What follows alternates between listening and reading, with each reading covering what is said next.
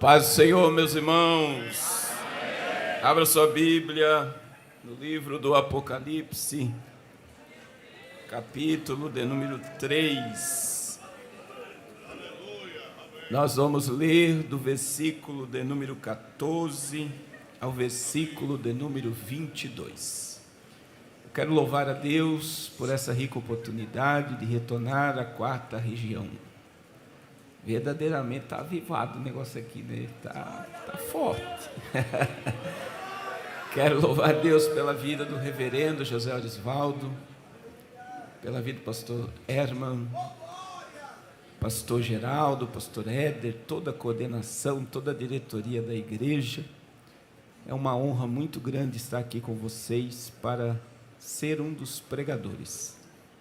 Esse momento aqui, ele é único em toda a eternidade. Esse momento aqui não vai voltar nunca mais. E Deus marcou esse momento conosco. Então aproveite o máximo, porque uma palavra que sair desse altar pode restaurar a tua história, pode te dar direção. Amém? Diz assim a palavra de Deus: ao anjo da igreja que está em Laodiceia escreve: isto diz o Amém, a testemunha fiel e verdadeira, o princípio da criação de Deus. Eu sei as tuas obras, que nem és frio e nem quente. Nem és frio e nem quente. Tomaras que fosse frio ou quente. Assim, porque és morno e não és frio e nem quente, vomitar-te-ei da minha boca. Como dizes, rico sou e estou enriquecido, e de nada tenho falta, e não sabes que és um desgraçado, e miserável, e pobre, e cego, e nu. Aconselho-te que de mim compres ouro provado no fogo para que te enriqueças, e vestes brancas para que te vistas, e não apareça a vergonha da tua nudez, e que unjas os olhos com colírio para que vejas. Eu repreendo e castigo a todos quanto amo. Sê, pois, zeloso e arrependa-te. E eis que estou à porta e bato. Se alguém ouvir a minha voz e abrir a porta, entrarei em sua casa e com ele cearei e ele comigo. Olha a promessa: ao que vencer lhe concederei que se assente comigo no meu trono, assim como eu venci, me assentei com meu Pai no seu trono. E aí vem a conclusão: quem tem ouvidos, ouça o que o Espírito diz às igrejas. Amém? Pode se assentar. Glória a Deus. Glória a Deus. É cheiroso e lindo. Glória a Deus.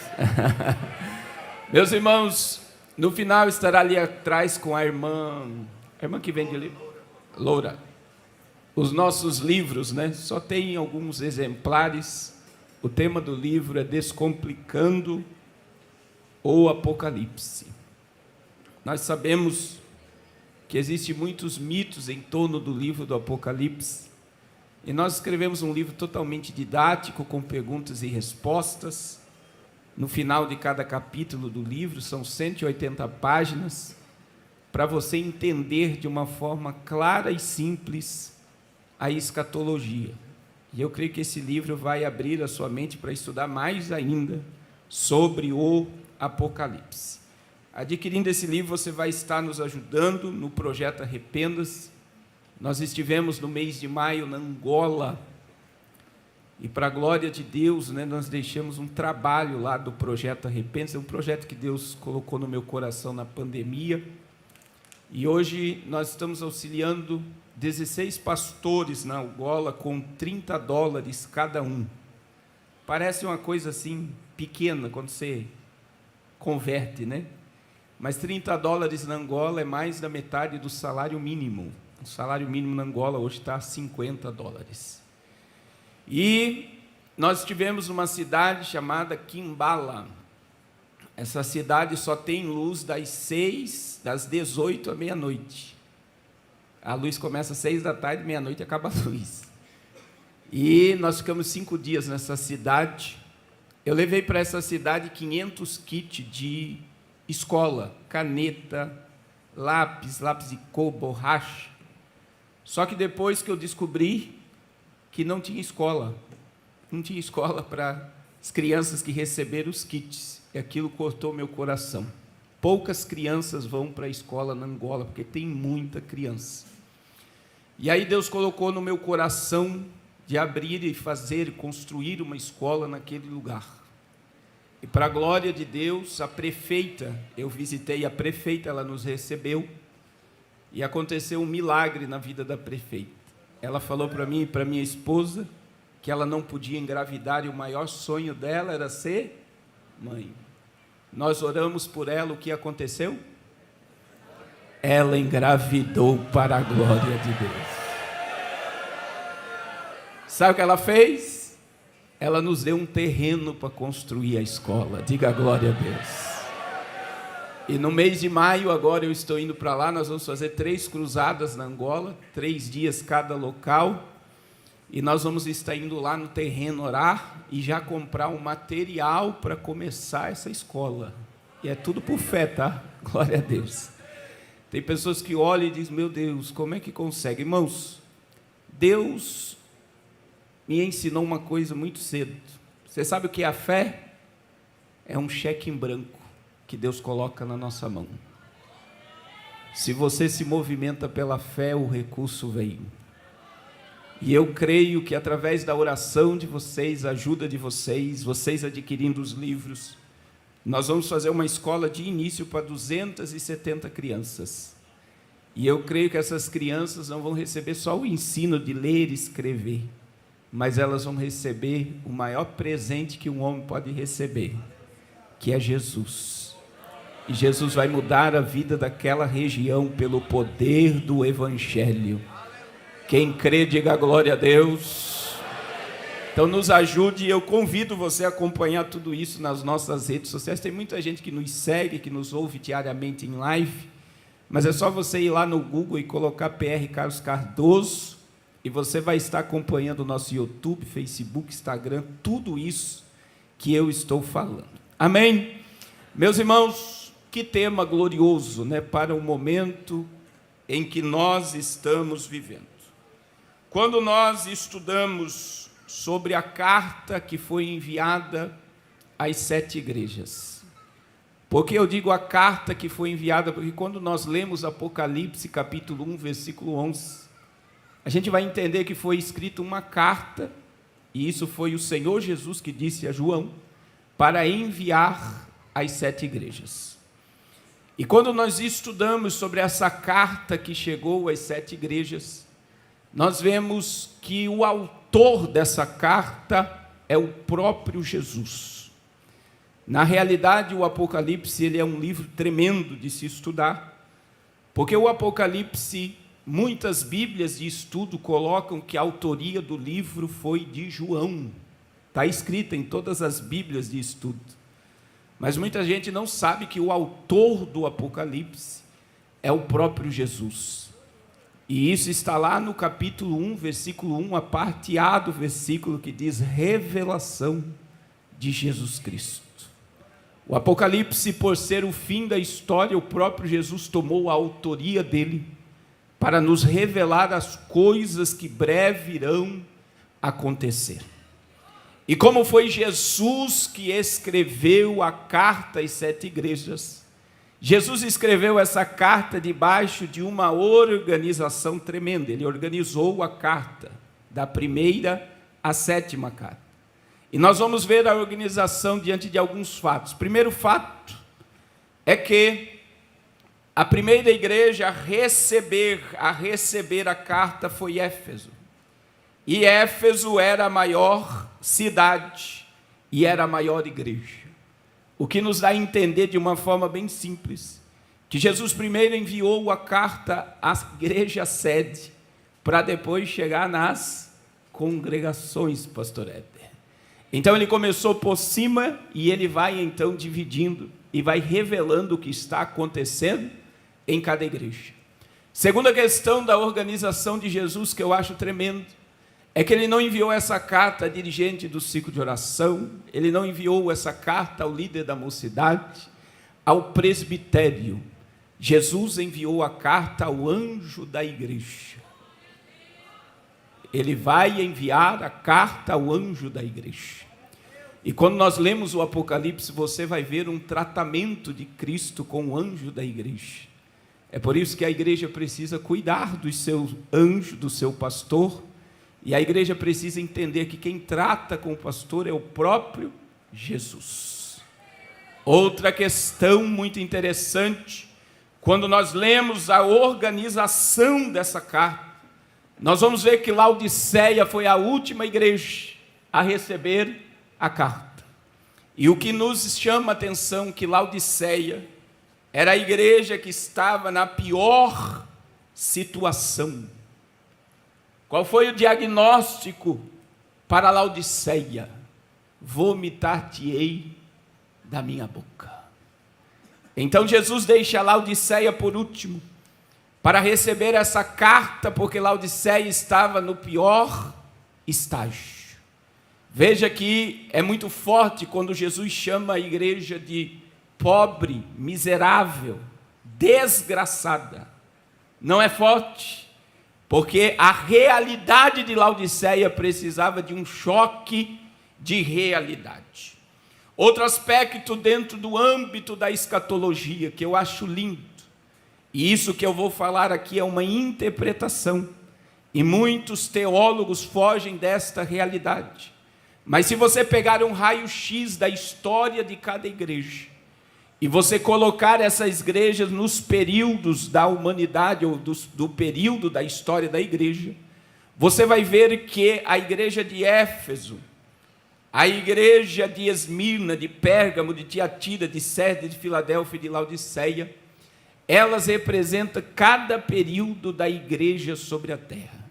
E esse é um assunto delicado, porque teologicamente muita gente refuta essa questão teológica. Mas quando você pega a história da igreja e você coloca o tempo e coloca este cenário, você vai ver que eram idênticas. E para você entender isso, por exemplo, a igreja de Éfeso, ela é representada na história da igreja como a igreja vitoriosa e virtuosa do primeiro século. A igreja de Éfeso representa a igreja primitiva. Quando você pega a história da igreja de Esmirna, ela se parece muito com a igreja perseguida do século II. Semana passada eu estive no Coliseu. E é impossível chegar em Roma e no Coliseu e não se emocionar por saber que muitos cristãos foram levados para aquele lugar para ser devorado por leões. E quando você vê essa história, a igreja perseguida, ela foi perseguida e muitos cristãos morreram. E eu sempre digo, irmãos, lá existe ainda os redutos das catatumbas de Roma. A igreja era tão perseguida que em Roma existia, tem lá até hoje, é um ponto turístico, você visita os locais aonde os crentes se refugiavam dentro da terra.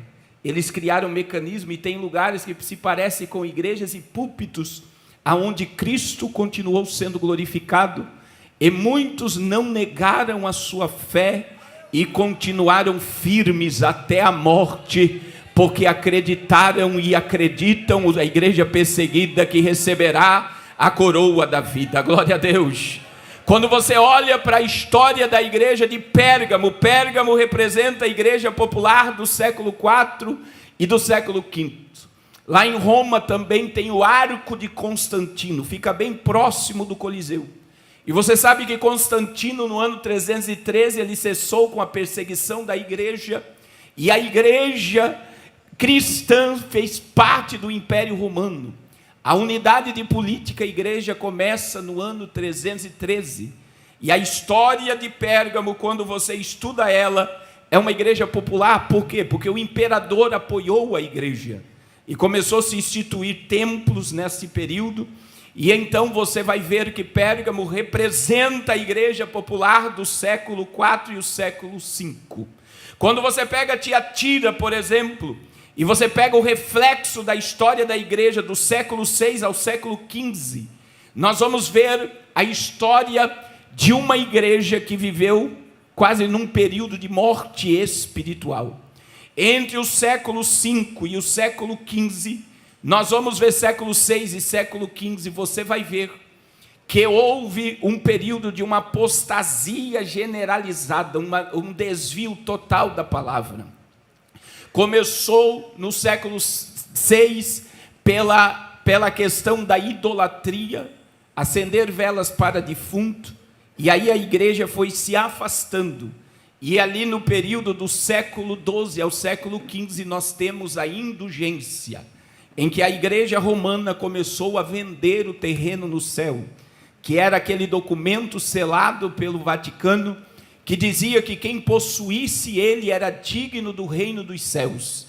E esta igreja, a igreja do século VI ao século de número XV, você vai ver que as pessoas vendiam tudo que tinham para andar com aquela carta no peito e dizer: eu já comprei o meu terreno no céu.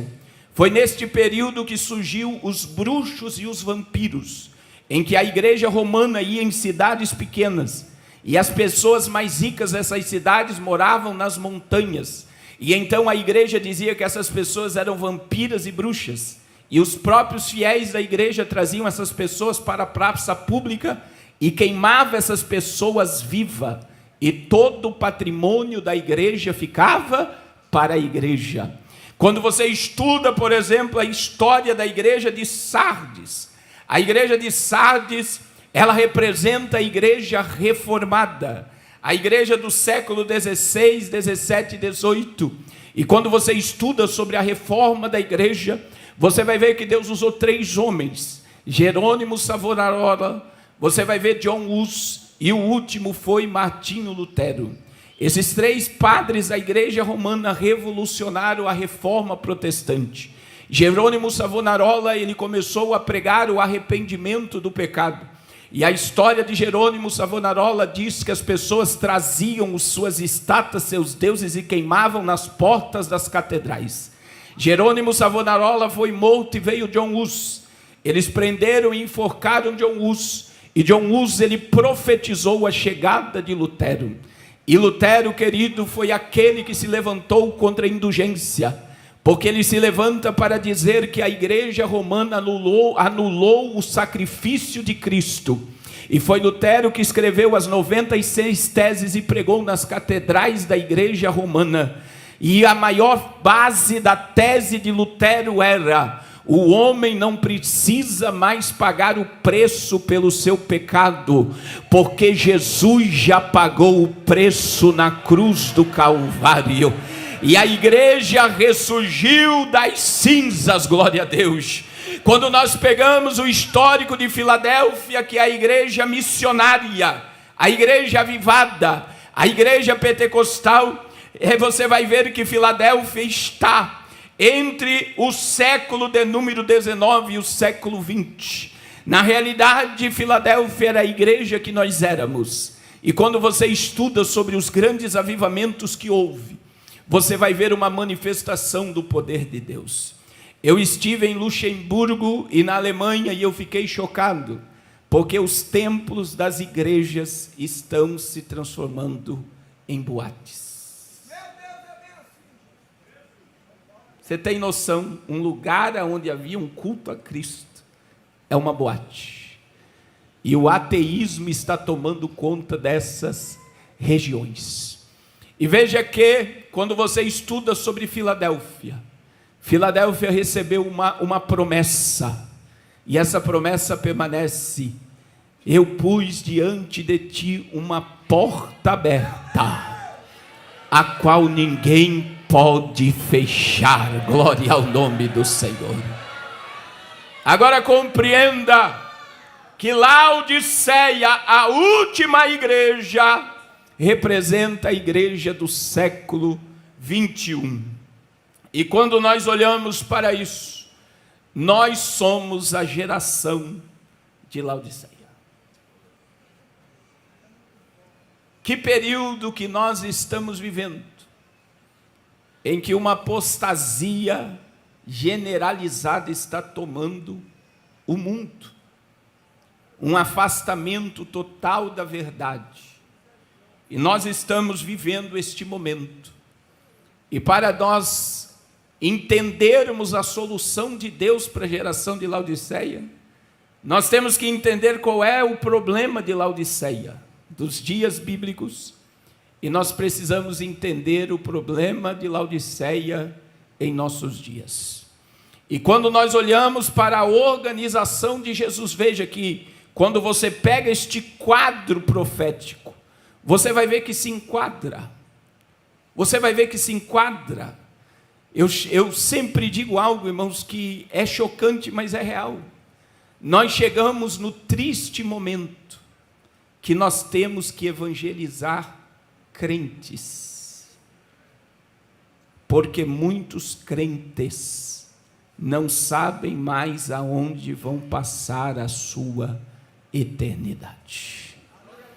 Nós estamos vivendo um tempo em que Cristo, Laodiceia foi a igreja que você vai entender por meio da mensagem, que colocou Jesus para fora, e não perceberam que eles expulsaram Jesus. Jesus deixou de ser o centro da igreja, e eles foram afastando Jesus a ponto de colocá-lo para fora. Quando você olha para o aspecto da organização das 7 igrejas, a carta que foi enviada, existe algo muito interessante. Todas as igrejas seguiram um cronograma. Olha que coisa tremenda. Todas as igrejas, elas receberam primeiro uma saudação. Segundo, Jesus se apresenta de uma forma para cada igreja. Terceiro, Jesus vai falar sobre a condição de cada igreja. Quarto, Jesus vai diagnosticar o problema da igreja. Quinto, Jesus vai trazer a solução para o problema de cada igreja, glória a Deus. Sexto, Jesus vai fazer uma promessa para cada igreja. E sétimo, Jesus vai encerrar a carta para cada igreja com a mesma mensagem. Quem tem ouvidos, ouça o que o Espírito diz à igreja. Aleluia! E dentro deste parâmetro de saudação, de apresentação, de Jesus diagnosticar o problema, a solução, fazer a promessa e terminar a carta, que nós vamos trabalhar dentro da ótica de Laodiceia. Veja que quando nós lemos o versículo de número 14, você vai ver Jesus saudando. E Jesus diz assim: ao anjo da igreja em Laodiceia. Então veja, Jesus envia a carta ao anjo, o CEP é Laodiceia. E quem era Laodiceia nesse tempo? Laodiceia era uma cidade que tinha acabado de ser reconstruída por causa de um mega terremoto. E é bom entendermos que Laodiceia foi totalmente arruinada no ano de 1367, e Laodiceia foi totalmente destruída, novamente por um mega terremoto. Mas Laodiceia tinha acabado de se reconstruir. E Laodiceia se reconstruiu, porque Laodiceia tinha 3 coisas na época. Laodiceia tinha banco e tinha riqueza, tinha muito ouro. Segundo, Laodiceia tinha as melhores escolas de medicina, principalmente medicina para os olhos. Terceiro, a moda da época era usar roupa preta, e em Laodiceia tinha uma lã preta. Lá era o top de tudo. Laodiceia dominava a moda do mundo de então. Então Laodiceia tinha ouro, Laodiceia tinha medicina, Laodiceia tinha roupa, tinha moda. Mas Laodiceia, quando você estuda a história da cidade, Laodiceia não tinha água. A água de Laodiceia vinha das regiões norte e sul. De uma região vinha águas que eram mornas e da outra vinha água gelada, mas quando chegava em Laodiceia, chegava morna. E é por isso que Jesus usou a linguagem. Veja que Jesus usou linguagem de veste, de riqueza, de colírio e de vomitar. Porque a água que chegava em Laodiceia chegava morna. As pessoas que vinham para o comércio de Laodiceia de longe, quando elas botavam a água na boca e entrava no estômago, o que acontecia? Elas vomitavam. Então veja que Jesus está usando algo que está lá para mostrar como estava a igreja de Laodiceia. Agora veja, Laodiceia, ela cresceu, a igreja de Laodiceia cresceu dentro desse aspecto. Eu tenho certeza que a igreja de Laodiceia, quando começou pequena. Para ser advertida por Jesus ao ponto como ela foi, ela cresceu e cresceu muito. Então Laodiceia era uma igreja rica, era uma igreja pomposa, era uma igreja poderosa, era uma igreja que tinha estrutura. Mas veja, Jesus conhecia como estava Laodiceia. Segunda coisa que eu quero destacar dentro deste âmbito da mensagem é como Jesus se apresentou para Laodiceia.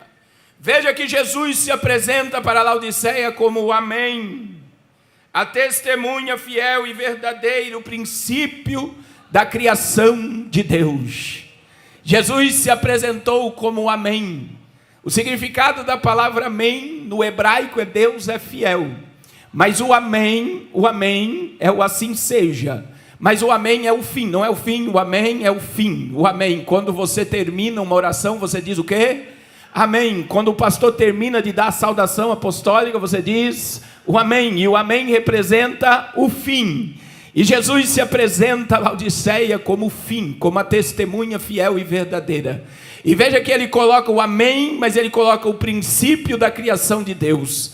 Apocalipse 1:8, Jesus disse: eu sou o alfa e o ômega, o princípio e o fim, o que era, o que é, o que era e o que há de vir, e ele se declarou o Todo-Poderoso. Mas o Amém para Laodiceia está dizendo que Laodiceia é a última fase da igreja dele na terra.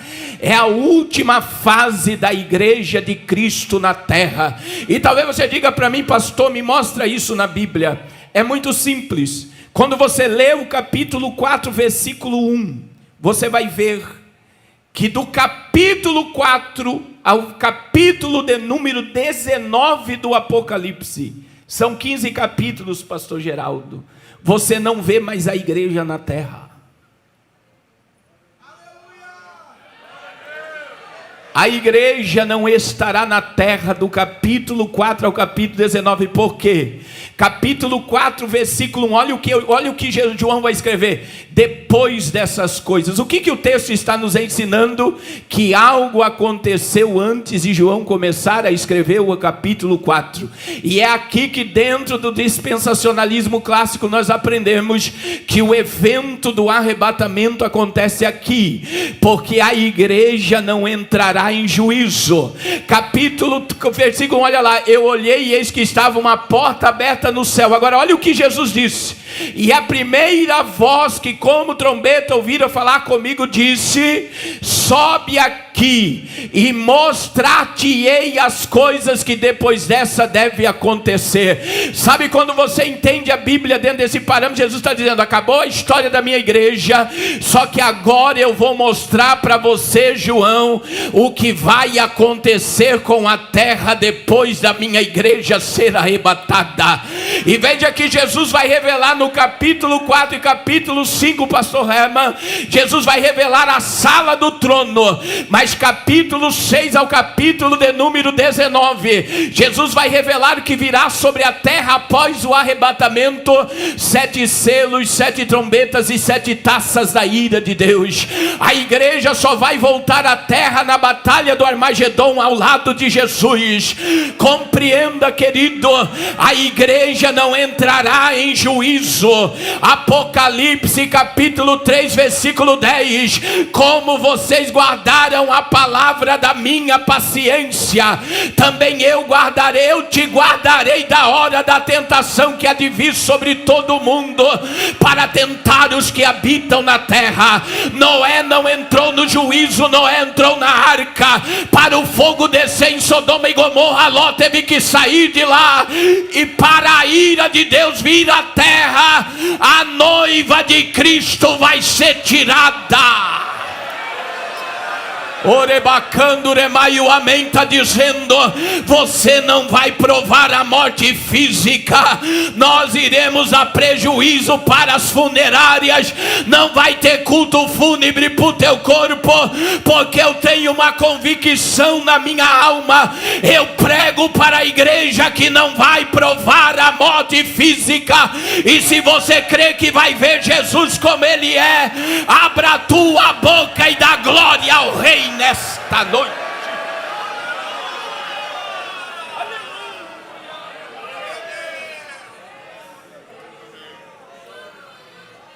Aleluia. Terceiro, Jesus vai revelar no verso de número 14, verso de número 15 e 16, a condição de Laodiceia. Qual era a condição de Laodiceia? Mornidão.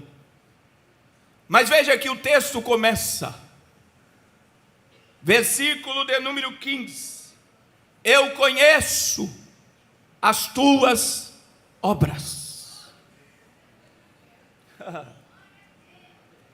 A Bíblia diz em 2 Coríntios 5,10 que todos hão de comparecer diante do tribunal de Cristo. Todos. E para que nós vamos chegar ao tribunal de Cristo? Para receber galardão. Pelo quê? Pelas nossas obras, por tudo que nós fizemos por meio do corpo, quer seja coisas boas ou coisas más. É muito bom frisar aqui, jovem, que não vai haver tristeza no tribunal de Cristo. Sabe por que não vai haver tristeza no tribunal de Cristo? Porque não é este corpo humano que estará lá. O corpo que estará no tribunal de Cristo é o corpo glorificado. Aleluia. Esse corpo mortal vai se revestir de imortalidade. Esse corpo corruptível vai se revestir de incorruptibilidade. E não há espaço no céu para tristeza, glória a Deus. Mas preste atenção, por mais que não haverá tristeza no céu, nós estaremos conscientes no céu. E a consciência irá revelar todas as nossas obras. E Jesus disse para Laodiceia: eu conheço as tuas obras. E Tiago diz que a fé sem obras, Hebreus diz que sem fé é impossível agradar a Deus. Então veja que muita gente, por causa dessa hipergraça que está se pregando sobre Laodiceia, que obras não importam, obras importam. E eu quero dizer à igreja, há um memorial diante de Deus de todas as nossas obras, e nós seremos recompensados por todas as nossas obras. Apocalipse capítulo 22 versículo 12, foi Jesus que disse: eis que cedo venho, aleluia, e o meu galardão está comigo para dar a cada um segundo a sua obra. Há uma recompensa para a igreja fiel, aleluia, aleluia, aleluia, aleluia, aleluia, aleluia, aleluia. Agora veja, Eu conheço as tuas obras, e que nem és frio ou quente. Quem dera fosse frio ou quente. Assim, porque és morno, e nem quente, nem frio, estou a ponto de vomitar-te da minha boca. E existem dois parâmetros, o quente e do frio aqui, a condição de Laodiceia. Primeiro, o frio incomoda. E o calor incomoda. Eu peguei 9 graus abaixo de zero agora. O teu rosto congela, a tua roupa congela. O frio incomoda, mas o calor também incomoda. E por que Jesus disse quem dera fosse frio ou quente? Porque frio, pelo frio incomodar, e você sentir o frio, você vai se mover. Isso espiritualmente Jesus está dizendo. Se você estivesse no frio, você ia orar, você ia jejuar, você ia clamar. E se você estivesse quente, você iria se movimentar, você iria fazer algo. Então o frio e o calor incomoda, mas a mornidão muitas das vezes não incomoda. Mas existe o outro âmbito do grego, do frio. E o frio aí não é o que não fala a língua, não é o que não profetiza, não é o que não pula. O frio aí no grego quer dizer o que entende o seu estágio de miséria. O frio aí quer dizer aquele que provou o poder, que provou a unção, que provou a graça, que já mergulhou, que já nadou no oceano do Espírito, mas esfriou, mas lá dentro da alma fica dizendo: Senhor, que saudade que eu tenho de orar como eu orava, de pregar como eu pregava, de fazer a tua obra como eu fiz. Eu preciso de um despertamento, eu preciso de um renovo, eu preciso renovar minha aliança, eu preciso mudar minha vida, eu preciso voltar à fonte.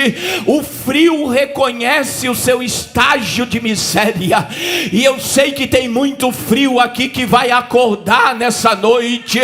Jesus vai tirar para fora o homem de Deus que existe dentro de você, a mulher de Deus que existe dentro de você. Glória. Agora, quem dera fosse quente. E o quente, querido, aqui quer dizer, eu sempre costumo dizer que o quente é o que não vive na síndrome da multidão. Porque infelizmente a igreja se move por movimentos de multidão. E aí o crente morno ou o crente frio, ele diz assim: ninguém ora, eu não oro, ninguém prega, eu não prego, ninguém vai para o culto doutrina, eu não vou para o culto doutrina, ninguém vai para a escola, eu não vou para a escola dominical, eu não vou para a escola dominical, ninguém evangeliza, eu não evangelizo, ninguém vai para o ensaio, eu não vou para o ensaio. O quente, meu irmão, o quente não quer nem saber quem vai pregar e cantar, porque o quente não vem para o culto movido por movimento, o quente ele vem para adorar. O crente vai dizer como Paulo: ninguém me inquiete, porque eu trago no meu corpo as marcas de Cristo. O crente vai dizer: eu já estou crucificado com Cristo. E se ninguém prega, eu prego. Se ninguém evangeliza, eu evangelizo. Se ninguém ora, eu oro. Se ninguém faz, eu faço, porque eu não estou fazendo para me aparecer. Eu sei da onde Ele me tirou, eu sei para onde Ele vai me levar, e eu quero viver para Ele, fazer a vontade dEle. Mas o morno é o indiferente. Meu Deus. O morno não vê mais manifestação de glória e não quer mais que se manifeste glória. O morno vê um viciado em droga, porque a Bíblia diz que onde abundou o pecado, superabundou a graça.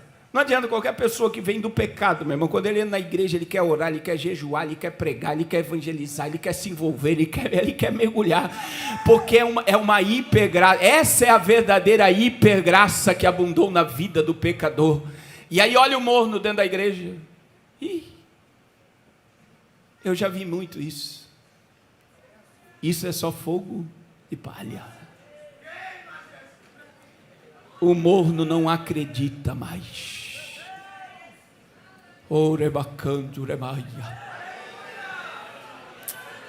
A condição de Laodiceia é que Laodiceia não percebia mais. E existe a história do sapo. E qual é a história do sapo? Se você pegar um sapo e colocar ele numa panela de água fervendo, ele vai pular para fora.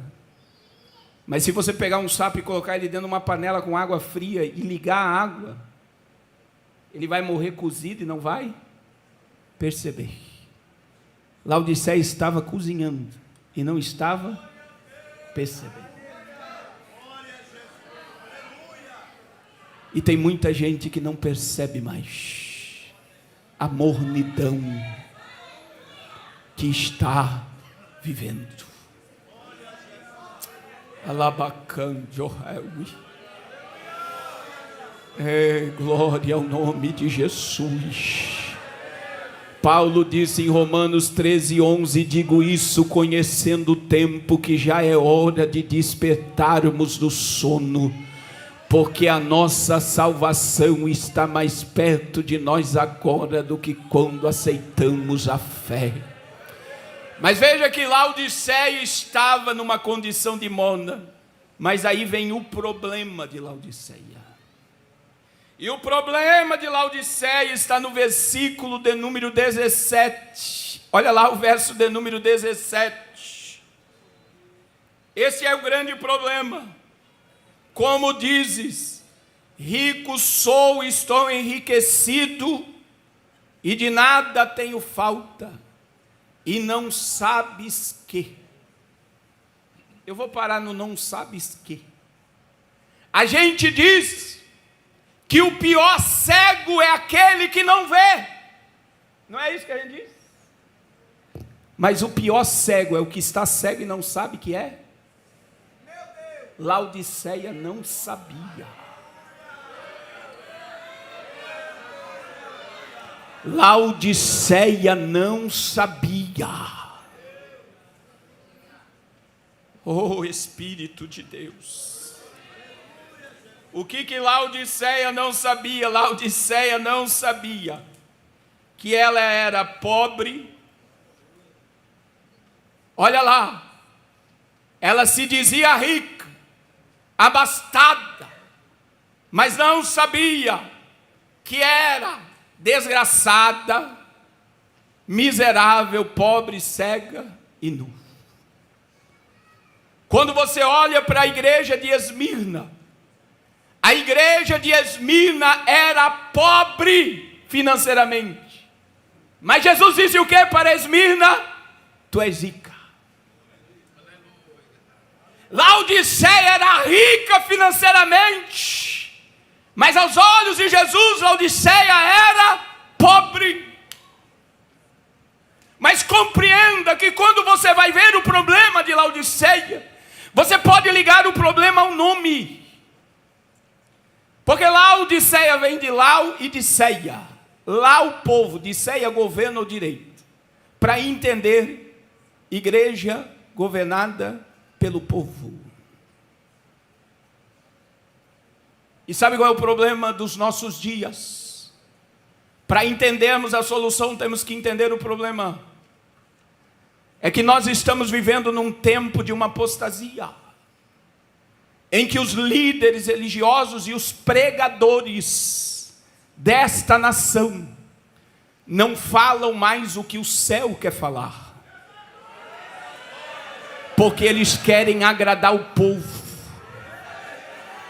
Os encartes das igrejas, e não é errado ter ar-condicionado, ter salinha para criança, ter estrutura, não é errado, mas presta atenção, olha como as pessoas estão sendo convidadas para o culto. Nós temos poltrona almofadada, nós temos ar-condicionado, nós temos carro, nós temos segurança para o seu carro, nós temos salinha para criança. Parece que a igreja se transformou num shopping, aonde a pessoa ela vem para se sentir confortável sentada num banco de uma igreja.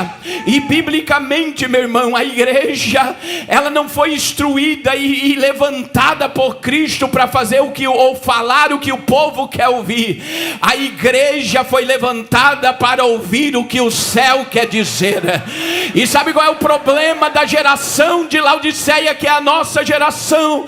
É que Cristo foi tirado do centro do culto, e o culto não é mais feito para a glória de Cristo, mas o culto está se transformando humanista. O culto é para o homem.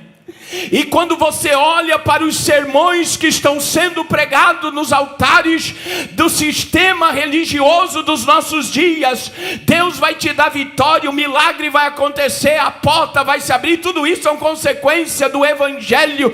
E as pessoas estão vibradas em reveladores de internet, porque as pessoas não querem mais ouvir o Evangelho puro, simples. Negue a si mesmo, tome a tua cruz e siga-me. Se você amar o mundo, você vai perder a sua vida, mas se você perder a sua vida por amor a mim, você vai achá-la. As pessoas, elas querem que o ego dela seja massageado. Laodiceia,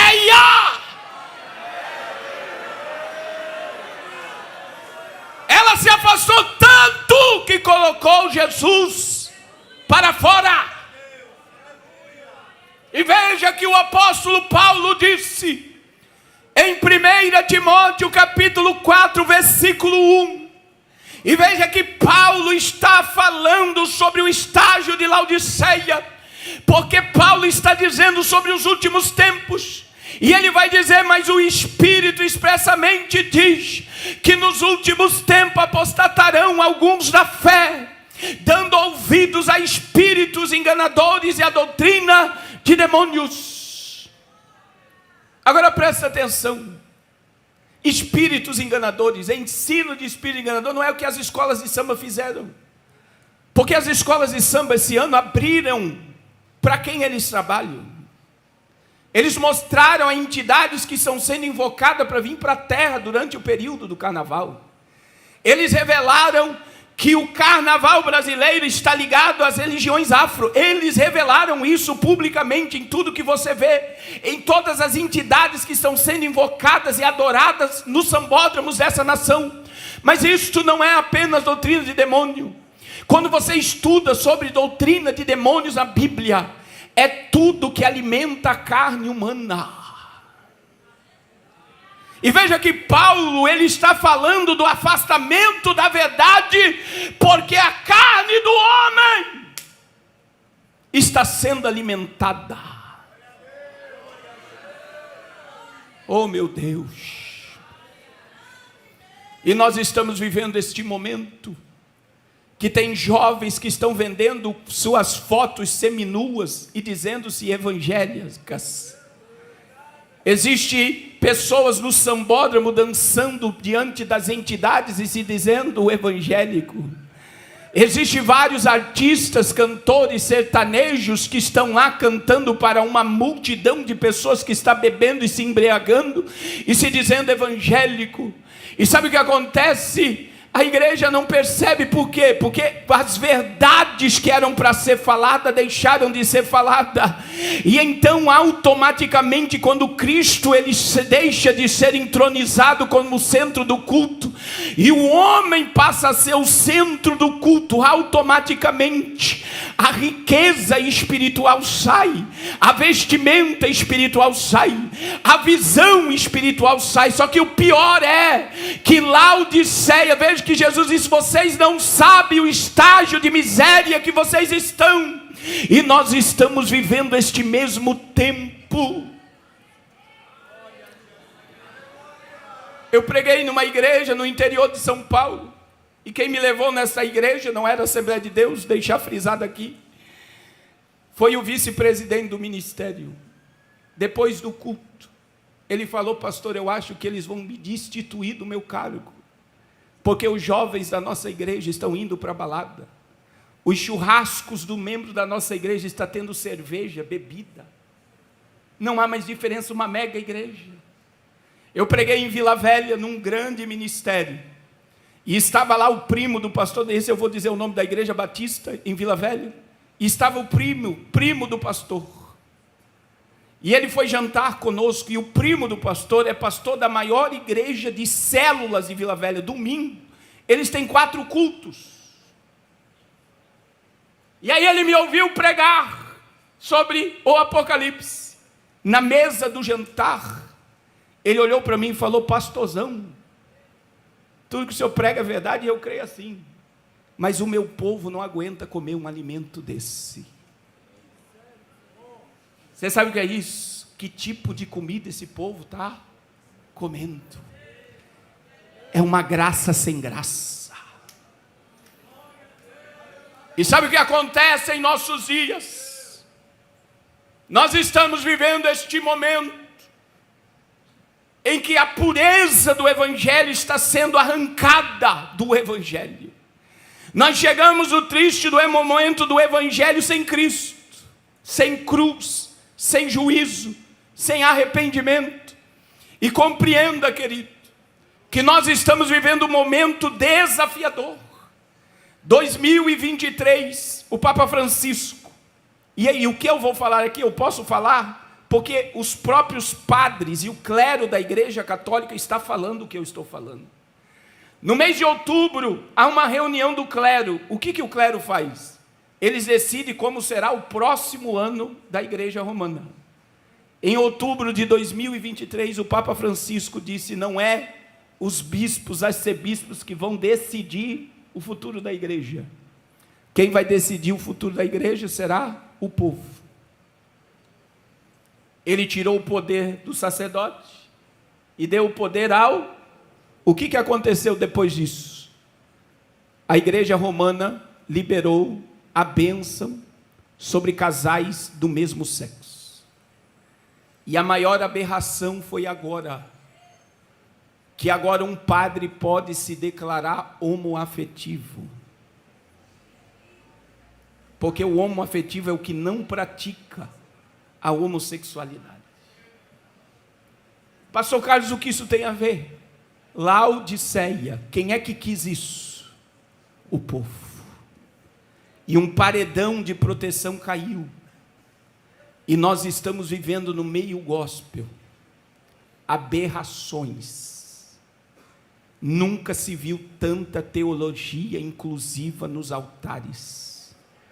Nunca se viu tantos pastores abraçando o pecador, que é o dever dele, mas alimentando o pecador para ficar no pecado, interessado apenas no dízimo, na oferta, no cheque. Quantos pastores que arrancaram muitos pregadores de verdade do púlpito. E por que arrancaram pregadores que pregam verdade do púlpito? Porque se pregar contra o pecado vai tirar o maior dizimista, vai tirar o maior ofertante. É isso que Laodiceia faz. Ela vive mascarada, mas não sabe, ela acha que está com tudo. Ela está abarrotada de gente, ela tem megas eventos, ela traz os melhores pregadores e cantores, ela alimenta a carne do povo, mas não sabe que aos olhos de Jesus é pobre, é cega, é nu e é miserável. Laodiceia não percebe o tempo profético que está vivendo, e é chocante, meu irmão, a igreja não está percebendo o tempo profético que nós estamos vivendo. Este ano, de dezembro para cá, eu não sei se vocês perceberam a quantidade de avião que caiu, a quantidade de aves que bateram em aviões. Hoje mesmo um avião bateu em uma aeronave de transporte de carga que teve que fazer um pouso de emergência. Sabe por quê? Está acontecendo um fenômeno, e que eu vou dizer aqui, estude sobre isso. Nós estamos em plena inversão do polo magnético da Terra. O norte magnético está indo para o sul e o sul para o norte. Isso desde 2022, quando o aeroporto de Guarulhos teve que mudar a pista, porque a bússola não encontrava mais o lugar do pouso. E na revista Veja, no R7, em todos os portais, nós estamos vivendo a inversão do polo magnético. O que isso está trazendo? A natureza está percebendo que algo está acontecendo. Eu não sei se você percebeu que 3 baleias engoliram homens esses dias. E isso foi reportado e provou que a Bíblia é a verdade. Teve uma baleia que engoliu 2 homens de uma vez só. numa embarcação.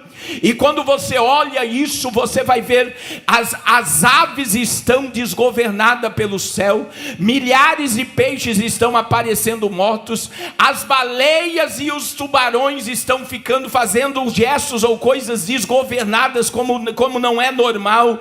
Esses dias no Paraná as pessoas filmaram, pássaros estavam congelados no chão, paralisados, e eles filmaram, isso está na internet para você ver, e eles ficaram, como é que pode? O que aconteceu aqui? E eles devem ter morrido. Eles foram lá, pegaram o pássaro e viu que eles estavam vivos. Simplesmente eles paralisaram, porque nós estamos vendo a natureza se movimentando.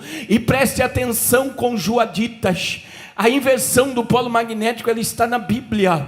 Jesus disse em Lucas capítulo 21, 25 a seguir: haverá sinais no sol, na lua, nas estrelas e na terra. O profeta Joel disse no capítulo 2, verso 30 e 31, eu vou mostrar prodígios no céu e na terra, sangue, fogo e coluna de fumaça, o sol se transformará em trevas e a lua em sangue, antes que venha o grande e terrível dia do Senhor. Quando você olha para tudo isso, lá no Evangelho de Lucas, Jesus disse que homens desmaiarão de terror, na expectativa das coisas que sobrevirão ao mundo, porquanto os poderes do céu serão abalados. E Jesus vai dizer: e então se verá o Filho do Homem vindo numa nuvem com poder e grande glória. E Jesus vai dizer: ora, quando vocês começarem a ver todas essas coisas, levantai a vossa cabeça e olhai para cima, porque o dia da vossa redenção se aproxima. A natureza está percebendo que o dia da redenção do nosso corpo está chegando. A volta de Jesus é para essa geração, mas Laodiceia não sabe que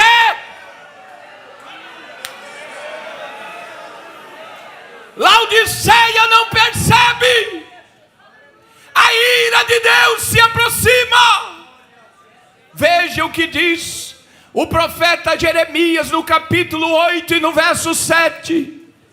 Até a cegonha no céu, a rola, a grã, a andorinha observam o dia da sua arribação, mas o meu povo, Laodiceia, não conhece o juízo do Senhor. Laodiceia não discerne mais o tempo que está vivendo.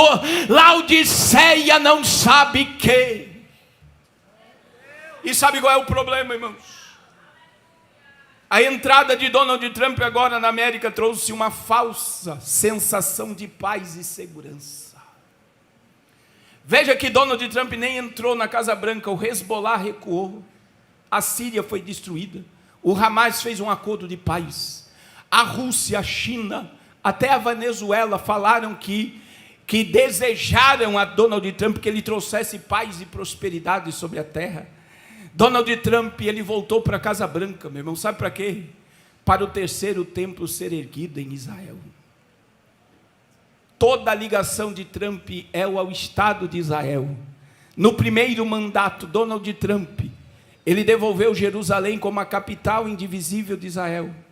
Ele transferiu a embaixada americana para dentro de Jerusalém, em Israel. Ele devolveu as colinas de Golã para Israel, é onde vai acontecer a guerra de Gog e Magog, que vai vir da Síria, região norte, para destruir Israel, que eu acredito que será no período da tribulação. Donald Trump começou, através do seu genro Jared Kushner, o acordo de paz entre Israel e seus adversários. E sabe para quem Donald Trump ligou? A primeira ligação do presidente americano foi para quem? Você sabe para quem foi quando ele assumiu a Casa Branca? Para o príncipe herdeiro da Arábia Saudita. Qual foi o objetivo? Vamos voltar para o acordo de Abraão. Primeiro presidente que Donald Trump recebeu na Casa Branca, Benjamin Netanyahu. O que ele falou para Benjamin Netanyahu? Vamos voltar ao acordo de Abraão. E os Estados Unidos vai tomar Gaza. E agora, meu irmão, haverá uma pressão mundial para que um Estado palestino surja, e eu acredito que Israel vai ceder algumas partes desse Estado palestino, que não existe, povo da Palestina, é uma invenção. Mas só para você entender, se Israel ceder, sabe para que será? Para ter a permissão para construir o templo do anticristo. E a Bíblia diz em 2 Tessalonicenses capítulo 2, versículo 4, que o anticristo vai se sentar no templo parecendo ser Deus, de dentro do templo de Deus. E sabe qual é a questão de tudo isso, irmãos? Existe outra questão que está ligado a tudo isso, que é muito profético. Para quem estuda profecia, existe a novilha vermelha. E Israel achou a 10ª novilha vermelha no ano de 2022. A novilha vermelha é uma novilha, está lá em Números 19, que ela não pode ter um pelo branco ou um pelo preto, ela tem que ser totalmente vermelha. E o sacrifício da novilha vermelha, ela é totalmente queimada, pega a cinza da novilha e joga na água. Presta atenção. E esta água misturada com a cinza da novilha vermelha, ela traz o ritual de purificação. E através da cinza da novilha vermelha se purificava o local onde o tabernáculo ia ser montado. Então eles pegavam a cinza e quando o tabernáculo ia ser montado, eles aspergiam para o tabernáculo descer. Essa cinza foi usada na inauguração para construir o templo de Salomão. Eles também utilizavam da cinza da novilha vermelha. Só que sabe o que é mais impactante? É que o sacrifício da novilha que está lá em Israel, isso está na internet, você vai ver o local que ela está lá armazenada, tem que ser esse ano, ela só pode ser sacrificada com 3 anos. E isso quer dizer que a cinza, para purificar o local onde vai ser erguido o terceiro templo, vai ficar pronto esse ano. Só que Laodiceia não percebe, não sabe, parece que está tudo bem, parece que está tudo normal, parece que não tem nada acontecendo. Laodiceia não sabe, Laodiceia não percebe. Irmãos, eu queria ver na igreja o que está acontecendo em Israel. E você sabe o que está acontecendo em Israel? Os judeus estão voltando para Israel, porque eles acreditam que verão o Messias deles se manifestar em Jerusalém. Parece, meu irmão, que Israel está percebendo o seu tempo e a igreja está distante, porque não sabe que. E existe outra coisa muito importante, irmãos, nós somos uma geração que verá o juízo ou verá Jesus face a face. Porque eu não posso ser hipócrita e dizer que todos que me ouvem aqui irão subir no arrebatamento. Mas nós estamos diante da geração que vai ser arrebatada e que ficará no juízo. E eu só quero te afirmar, a ciência, ela ultrapassou limites que Deus não vai permitir. Essa semana, há uns 15 dias atrás, o Google, a Meta e uma empresa chinesa, eles mostraram o protótipo de uma ciência, através da inteligência artificial, que consegue ler pensamentos. Você sabe o que é isso? E o que eles viram, que 80% do que está na mente foi projetado. Eles conseguem ler o que está dentro da tua mente. Só quem pode fazer isso é Deus. E isso se chama onisciência satânica. E o salto quântico que nós vamos viver agora vai trazer uma presciência satânica sobre a vida de todo mundo. E não é só isso, que as pessoas não percebem, nós estamos vivendo diante da onipresença satânica. Eu vou fazer um exemplo bem simples. Você esqueceu o celular em casa, você consegue ficar tranquilo? Porque o celular já é parte do teu. Qual é a primeira coisa que você faz quando acorda? Qual é a última coisa que você faz antes de dormir? Agora presta atenção. Se eu falar aqui flores, flores, flores, flores, orquídea, orquídea, orquídea aqui, ó, com o meu celular desligado. Se eu abrir o meu celular depois do culto, o que vai aparecer aqui? porque ele está ouvindo tudo que eu estou falando. E aí, pastor Herman, existe algo pior, porque daí você começa a ver por que as pessoas não percebem, por que as pessoas não sabem que existe um algoritmo para o pastor Carlos, existe um algoritmo para o pastor Herman, existe um algoritmo para o pastor Geraldo. Então, por exemplo, se você abrir meu celular, você vai ver pregadores, você vai ver estudiosos de geopolítica, você vai ver pessoas de gestão emocional. Se você abrir meu TikTok, meu Instagram, você vai ver isso. Se você imagine que o pastor aqui goste de carro antigo, e ele procura isso, ele vai abrir o celular, só vai ter carro antigo. Se o pastor Herman gosta de artes, se ele estudar sobre arte, ele vai abrir o celular dele, só vai ter arte. O que eu quero que você entenda? A internet me bloqueou dentro do meu mundo, e eu não consigo enxergar o que está acontecendo à minha volta. E as pessoas estão hipnotizadas. E não sabe que. Orebacanjo remaia. Oh, meu Deus. E Laodiceia tinha algo pior, irmãos, e eu já estou caminhando para o fim. Laodiceia era surda. Pastor, onde está na Bíblia que Laodiceia era surda? Jesus bateu na porta, e o que ele disse? Se alguém ouvir, porque não ouvia mais. Qual é a solução para Laodiceia? Você sabe qual é a solução para Laodiceia? Está lá, no versículo de número 18. Aconselho-te que de mim compres. Repita comigo, compres. Mas como é que você vai comprar se você é pobre, miserável, desgraçado, cego e nu? Como é que você vai comprar algo se você não tem como comprar? E aí eu fiquei perguntando para o texto, está aqui no texto, meu irmão. A Laodiceia era pobre, era miserável. Mas Jesus aconselhou Laodiceia a fazer o quê? Comprar. E qual é a moeda de compra que Jesus aceita? Está lá no versículo de número 19. Eu repreendo e disciplino a quantos amo. Sê, pois, zeloso e arrependa-te.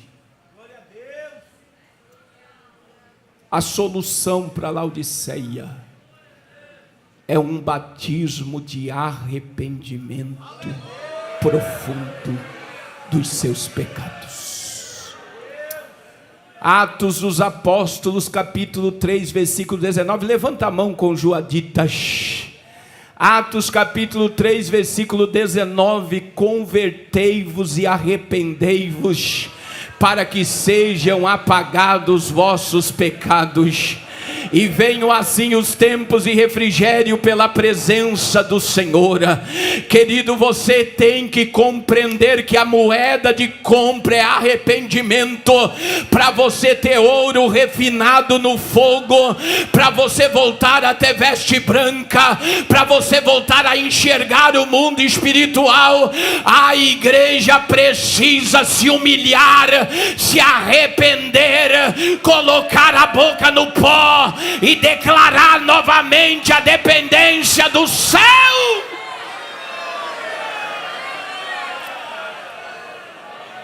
Era bacando remaia, era mando que levaste. Davi poderia fazer um mega sacrifício ao Senhor, mas Davi disse: sacrifício tu não quiseste, porque sacrifício para Deus é um coração quebrantado e contrito. O Senhor está trazendo a solução para Laodiceia, e sabe qual é? Se arrependam dos vossos pecados, abandone seus vossos maus caminhos, saia da prostituição, da lascívia, da imoralidade, de tudo que afasta a minha presença, e volte para a cruz, volte para o Calvário.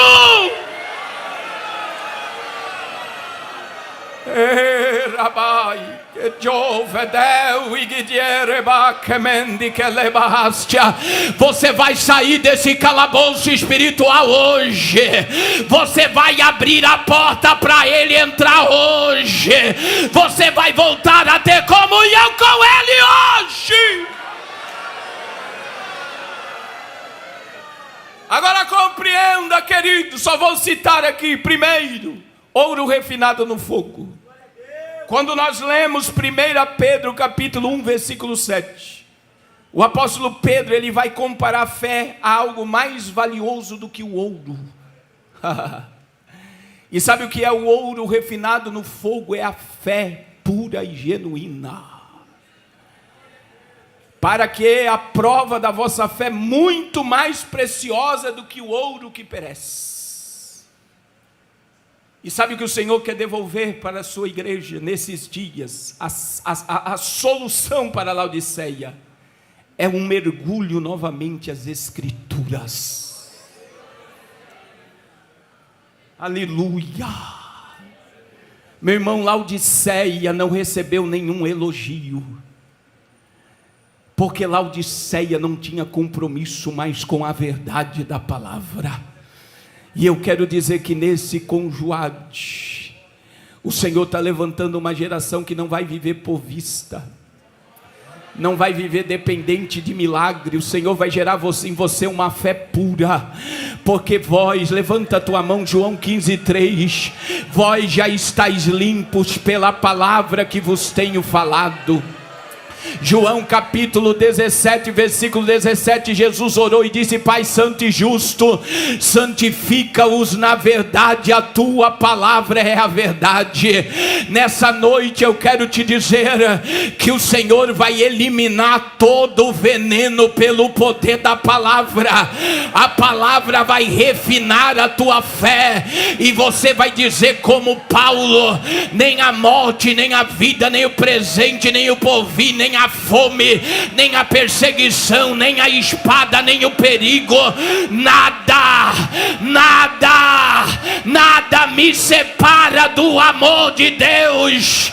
Nada vai te separar dos pés de Jesus. O pecado vai cair por terra e você vai triunfar pelo poder da palavra. Era bacanto remaia, era manduque lebarrastia. Querido, compreenda que quando nós lemos 2 Reis 4, você vai ver que um filho de profeta pegou a capa, a identidade ministerial, encheu de veneno e trouxe para a panela para matar todos os profetas. Você sabe o que é isso? A Bíblia diz que havia fome na terra, e o que Eliseu disse? Vai pegar ervas e faça um caldo para nós comermos. E o moço foi, ele tirou a capa. A Bíblia diz que ele tirou a capa e encheu de veneno. Você sabe o que significa capa? Identidade ministerial. Eu vim aqui nessa noite dizer que tem muitos jovens que estão com um pé na igreja e um pé no mundo. Existe uma geração que não percebe mais o que é santo e profano, porque tem um monte de menino, filho de profeta, pegando veneno e tentando te envenenar e te afastar. Mas ainda tem homem de Deus na terra, e eu vim aqui te dizer: o homem de Deus e joga farinha na panela e vamos comer o veneno vai cair por terra, porque não tem veneno que resista o poder da palavra. A palavra!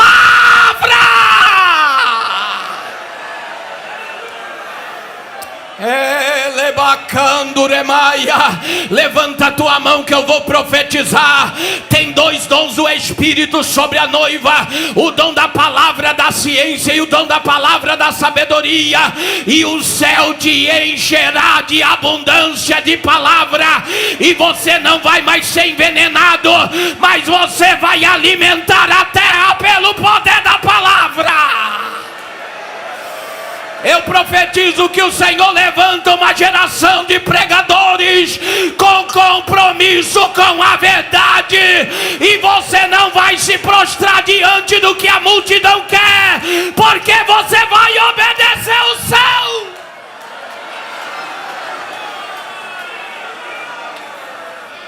Era bacando remaia. Segundo, veste branca para que te vistas. Existia uma cultura do condenado, presta atenção. Quando uma pessoa ia para um júri e ela era condenada, ela recebia veste negra. Mas se o condenado fosse justificado, ele recebia veste branca. E eu quero te dizer, você sabe qual é a solução para a Laodiceia? Nós precisamos imergir no Calvário. Ô jovem, foi pago um alto preço para te resgatar. Orebacando remaia. Foi pago um alto preço para te resgatar. A cruz foi por te amar, e Jesus te ama tanto que Ele preferiu morrer no teu lugar do que viver sem você na eternidade. O diabo está aí te dizendo: sai da igreja, volta para o mundo, volta para o pecado. Não adianta você ficar na igreja morna, morto espiritual do jeito que você está, não. Jesus me trouxe aqui para te dizer: eu não abro mão da tua alma. Eu sei o preço que eu paguei para te ter. E eu não te quero na minha presença só no conjuade. Eu te quero na minha presença por toda a eternidade. Eu te lavo no meu sangue, eu te limpo no meu sangue, eu te purifico no meu sangue. Eu quebro as cadeias do pecado na tua vida. E eu troco as tuas vestes. Meu Deus. Zacarias capítulo 3. A Bíblia diz que o sumo sacerdote Josué estava de veste suja. E o diabo se apresentou diante do Senhor e disse: Deus fulmina. Olha lá Josué em pecado. Mata ele, acaba com ele, arranca ele da tua presença. Ele não pode estar na tua presença de veste suja. E aí a Bíblia vai dizer que o Senhor disse para o Senhor, sabe o que é isso? É a Trindade. Imagine que o pastor Herman é Cristo, imagine que eu sou Deus, e imagine que o pastor Geraldo é Jesus Cristo. Imagine que o pastor Herman é Jesus, eu sou Deus, e o pastor Geraldo é o condenado. O diabo se apresenta diante de mim e diz: arranca ele de lá. Arranca ele de lá. E sabe o que Deus vai dizer? A Bíblia diz: e o Senhor disse para o Senhor. Sabe o que é? Deus olhou para Jesus e disse: o Senhor disse para o Senhor: o Senhor te repreenda, Satanás. Sim, o Senhor te repreenda, porque o único que pode te limpar, te purificar, é aquele que pagou o preço pelo teu pecado. Todo sacrifício imperfeito no Antigo Testamento, toda morte de animal apontava para o sacrifício perfeito na cruz. E o Senhor disse: o Senhor te repreenda, porque você está vendo Josué de veste suja. Ele é para mim um tição tirado do fogo. Eu não abro mão do ministério dele. Eu não vou perder ele para ti.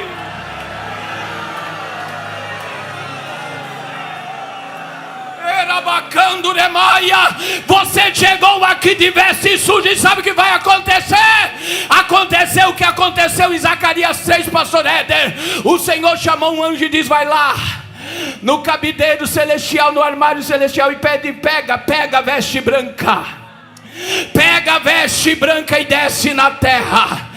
Troca as vestes do meu servo e diga para ele: purificado tu foi da tua iniquidade. Levanta a tua mão para dar glória. É hoje. Você vai sair daqui de veste branca, porque a cruz te perdoa. Nenhuma condenação há para quem está em Cristo Jesus. Purificado tu foi da tua iniquidade. Purificado tu foi da tua iniquidade. Ele está colocando um cântico novo na tua boca. Por apenas 30 segundos, só adore, só glorifica, só exalta. Eu quero ouvir línguas estranhas agora. O pecado não terá mais domínio na tua carne. Você vai parar de ficar caindo e levantando. O Senhor vai te revelar coisas sobrenaturais. Ele está trocando as tuas vestes.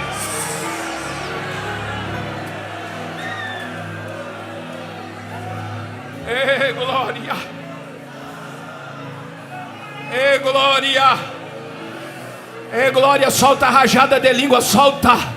Os demônios estão tentando te travar, mas o Senhor está te dizendo: o que eu te dei eu não tiro, o que eu te dei é teu. Você vai voltar a profetizar, você vai voltar a cantar, a louvar, a pregar, a profetizar, a evangelizar. Receba poder do alto agora. Era bacana. Aí Jesus vai dizer: colírios para os olhos. O Senhor quer abrir a tua visão do mundo espiritual de novo.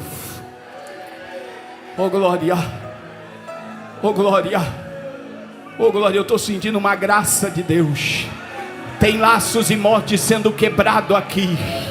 Tinha jovem que já tinha programado como iria tirar a sua própria vida, mas o céu me trouxe aqui para te dizer: você não vai morrer, mas você vai viver, e você vai contar as maravilhas que o teu Deus tem feito. A morte não vai te abraçar, porque o dono da vida está te abraçando aqui agora.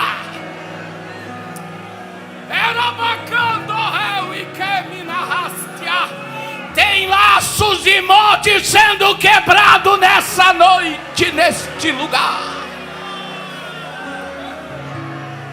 Orebacanto rebai. Que lebaha kemendi. Ora kemendehe rabacando. Remi que lebau e diovede que lebahastia.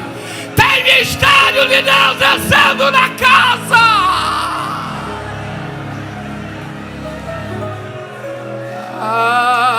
Aleluia, aleluia, aleluia, aleluia, aleluia, aleluia. Orebacando remaia, eracando remaia. O Senhor já está pingando colírio nos teus olhos para ver o céu por dentro. Você vai parar de ver somente coisas na terra, e o Senhor vai começar a te revelar o céu. O Senhor vai começar a te revelar a palavra. O Senhor vai começar a te revelar os mistérios. Prepare-se, porque eu estou profetizando que você vai ouvir o que você nunca ouviu, você vai ver o que você nunca viu, e você vai provar o que você nunca provou na presença dEle. Ele está te curando, Laodiceia. Ele está abrindo a tua visão agora.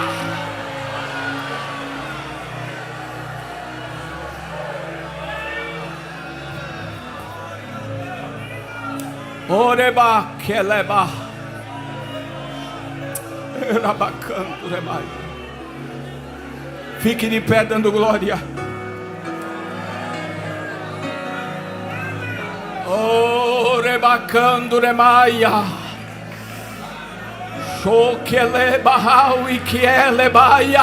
O Senhor está pegando colírio nos teus olhos. Prepare-se com Joaditas da quarta região, porque vocês começarão a ter experiências com a sala do trono. Vocês começarão a ver o céu e manifestar o céu na terra. Vocês começarão a visitar e ver a manifestação do poder do alto na vida de vocês. Agora eu concluo dizendo: olha que coisa tremenda.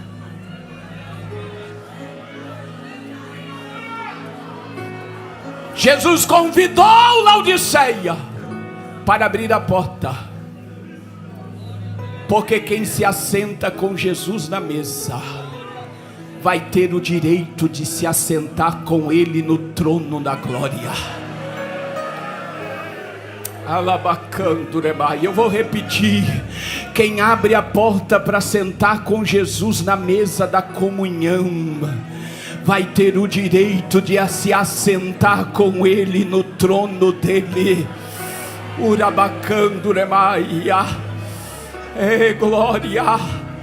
A solução para Laodiceia é uma imersão na palavra, é uma imersão no Calvário, e é abrir a porta para ele entrar novamente. Abra a porta. Abra a porta, porque ele quer voltar a ser o centro. Ele quer voltar a ser o centro. Ele quer voltar a ser o centro. Ele quer voltar a ser o tudo.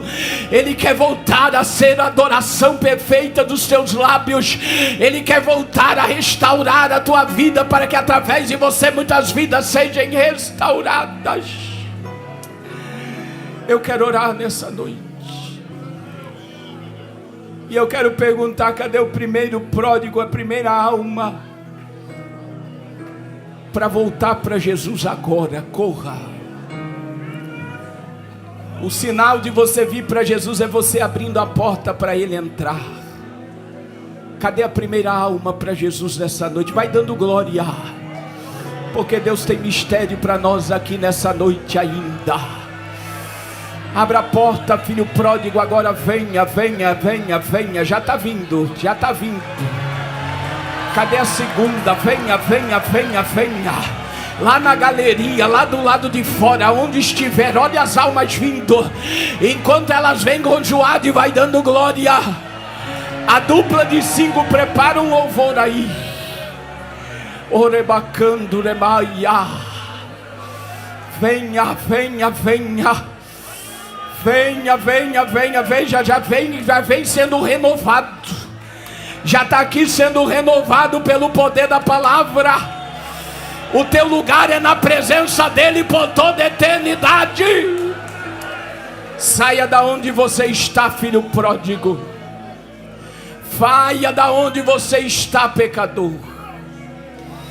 Amanhã pode ser tarde demais. Amanhã pode ser tarde demais.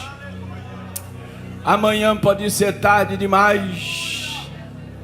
Amanhã pode ser tarde demais. Era bacana, Juremaia. As minhas ovelhas conhecem a minha voz. A terceira está vindo, se alguém ouvir. As minhas ovelhas conhecem a minha voz. Se alguém ouvir a minha voz e abrir a porta, ouça a voz do teu amado dizendo: eu te quero na minha presença por toda a eternidade. Eu não vou te perder para o diabo e para o mundo e para o pecado. Volte para a minha presença. Eu vou esperar, meus irmãos, apenas 1 minuto e eu vou estar orando. Saia da onde você está agora e venha 1 minuto. Se você sente de convidar alguém, convida, abraça e traga agora. Traga, venha, venha, diga: eu vou lá com você. Levanta a tua mão direita para o céu. Senhor, derrama autoridade nessa mão, que aonde essa mão tocar, cadeias sejam quebradas. Toque nesse pródigo agora. Está aqui a 4ª chegando. Tem mais, tem mais. Toca e traga agora. Toca nesse pecador e traga. Toca neste pródigo e traga agora. Urabacando remaia. Erabacando revasturia quemina rastia. Venha para Cristo agora. Está vindo. Está vindo. Está vindo. Está vindo. Lá na galeria, venha. Amanhã pode ser tarde demais. Jesus vai voltar a qualquer momento para buscar essa noiva. Venha para Jesus agora. Vai vir mais almas, mas eu quero orar por você que quer ser batizado no Espírito Santo. Rapidamente corra para o altar. Corra para o altar, você que não é batizado no Espírito Santo ainda. Venha, venha, venha para o altar. O céu quer te encher nessa noite, neste lugar. Venha, filho pródigo, venha. Você que quer o renovo do céu, que já foi batizado e há muito tempo não fala em línguas, venha para o altar. O Senhor já trocou as tuas vestes. O Senhor já arrancou a impureza da tua alma pela palavra. Está vindo mais uma alma para Jesus. Vai dando glória, meu irmão, vai dando glória. Eriacanduremaia, Xerabacandorevasquerebacandoremai, Urabacandoremai. Eu vou precisar da ajuda dos jovens cheios do Espírito para vir colocar as mãos sobre os seus amigos. Deus vai te usar hoje aqui nesse lugar. Oh meu Deus, oh meu Deus, não tenha medo do fogo. Eu estou sentindo uma graça de Deus. Tem um mover de Deus sobre esta igreja, sobre este estado, sobre esta cidade. Tem muitas cadeias sendo quebradas no mundo espiritual. A igreja Assembleia de Deus de Maceió, ela está sendo limpa pela palavra. Ela está sendo transformada pelo poder da cruz. Ela vai ter visão do mundo espiritual. Deus tem compromisso com quem tem compromisso com a sua palavra. Erabacanduremaia. Nós vamos fazer 2 orações. Eu sei que tem mais almas, mas eu quero convidar você. Nos bancos, deixe os corredores abertos. Dê a mão para esse jovem que está do seu lado aí. Nós vamos fazer 2 orações. Nós vamos aceitar Jesus com essas pessoas aqui. E depois nós vamos dar o brado 3 vezes que o sangue de Jesus tem poder. Então eu gostaria que todos repetissem comigo. Todas repitam comigo. Diga: Senhor Jesus, eu te aceito como meu único e suficiente Salvador. Perdoa todos os meus pecados e escreve o meu nome no livro da vida, e que a presença do teu Espírito e a alegria da tua salvação venha reinar em mim.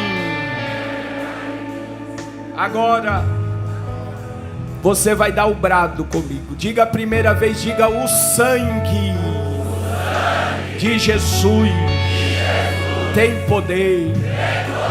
Diga a segunda vez: o sangue de Jesus tem poder. Agora você vai dar o grito da alma. O céu quer ouvir tua voz. Encha o pulmão, encha o pulmão.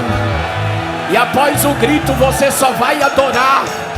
Enquanto a dupla de 5 adora, você só vai adorar. Encha o pulmão, porque o céu vai te abraçar no grito agora. Encha o pulmão e diga: o sangue